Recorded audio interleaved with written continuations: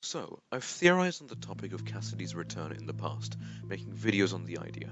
But many people disagreed with me, saying, no, Cassidy was put to rest after Ultimate Custom Night because of Old Man Consequences, or FNAF AR Golden Freddy is not canon, FNAF AR lore isn't canon. Well, with the release of Security Breach, I was proven right, as we saw Cassidy return in the flesh. Well, not really, but rather as a spirit who is none other than the princess from Princess Quest. Today, we'll take a deep dive down the rabbit hole of Cassidys Quest, one that has lasted for many decades. So, a bit of backstory for Cassidy.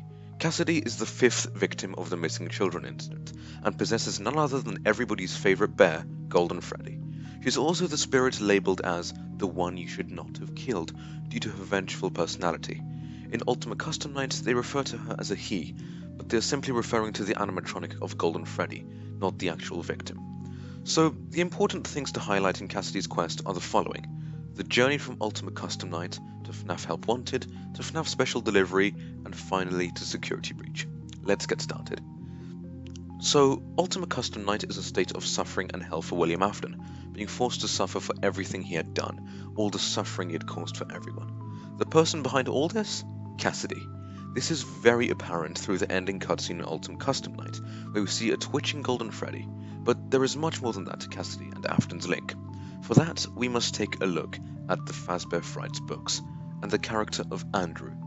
So, Andrew is an interesting character, and is presented as being vengeful, similar to Cassidy.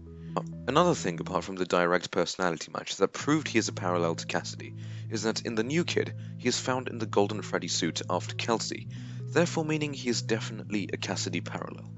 Andrew, as we later on find out in the Stitch Ray Stingers, had somewhat attached his soul to that of William Afton. He had placed Afton in a state of being forever tortured, due to killing him. This is a direct match to the events of Ultimate Custom Night.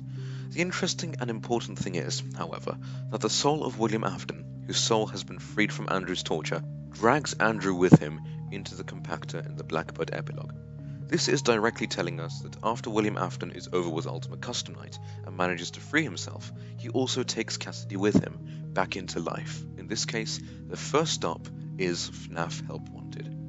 So, Cassidy is never directly shown to be inside Help Wanted. We never see Golden Freddy or anything extremely obvious or major.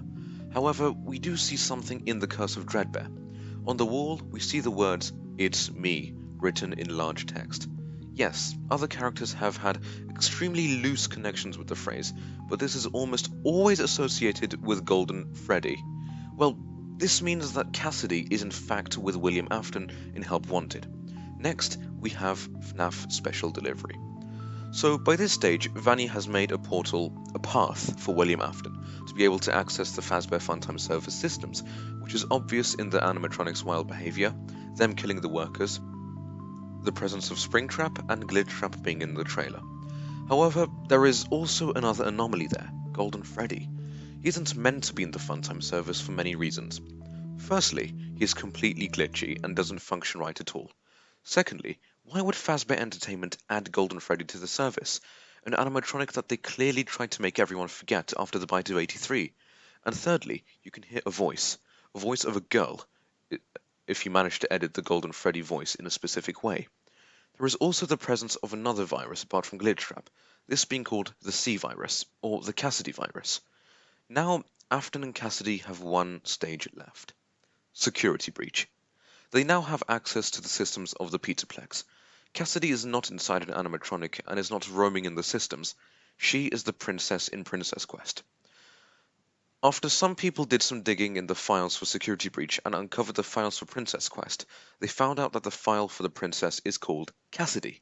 However, some people believe that the princess is Vanny, even though she isn't, for multiple reasons. Firstly, the most obvious thing, the princess is called Cassidy. There is no arguing that this means she is Cassidy. I mean, why else would they include such a specific, lore-important name for that of the princess, if it isn't even her? Secondly, look at the color of the sprite. It's a yellowy gold color, which is the color of Golden Freddy, even matching his original name, Yellow Bear.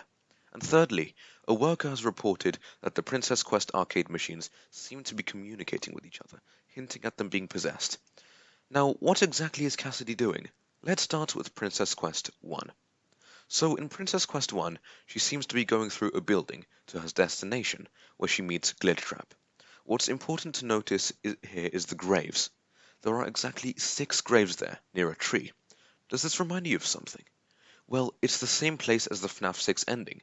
These are the graves of the 5 missing children, and Charlie. Cassidy is here to avenge them, and is not yet put to rest, as she knows of Afton's return, and wants to stop him once and for all. In Princess Quest 2, we are introduced to this man, who looks like a king, and somebody we have previously seen in FNAF. That's right, Old Man Consequences from Ultimate Custom Night. Old Man Consequences' presence also explains Ultimate Custom Night, and why even though he told Cassidy to rest, she didn't. Cassidy is vengeful and will do anything to find and defeat William. She simply doesn't listen to Old Man Consequences. At the end of Princess Quest 2, he says, "Congratulations, your quest is done. Time to sleep." And Cassidy does the exact opposite of that. She doesn't sleep, but rather moves on to the final stage, similar to how she didn't rest when Old Man and Consequences told her to in Ultimate Custom Night. Now, in Princess Quest 3, we get introduced to a familiar place. Yes, it's the FNAF 1 office from Help Wanted. Why exactly is Cassidy here? What does she want? She wants to free Vanny from William Afton's control. That is her aim, and that is what her quest has been leading up to. Cassidy, in this part, finds the Glitchtrap plushie, clearly infested by Afton. She then, after being chased by Grim Foxy, also retrieves the Vanny mask, also visibly infested by Afton. She then uses these items along with a key to access the stage, which leads to a room. The back room that Glitchtrap lures Vanessa to in Help Wanted. There, Cassidy manages to free Vanny from Afton's control, at last, and restores the part of Vanessa's mind Afton locked away. It all ends with a scream, possibly the scream of Afton leaving Vanny, or the scream of Vanny as she is destroyed and Vanessa being brought back again. Cassidys quest is complete, her part of the job is done, and she has successfully saved Vanessa from the evil Afton. She has completed her decade-long journey, and can finally listen to Old Man Consequences and be put to rest.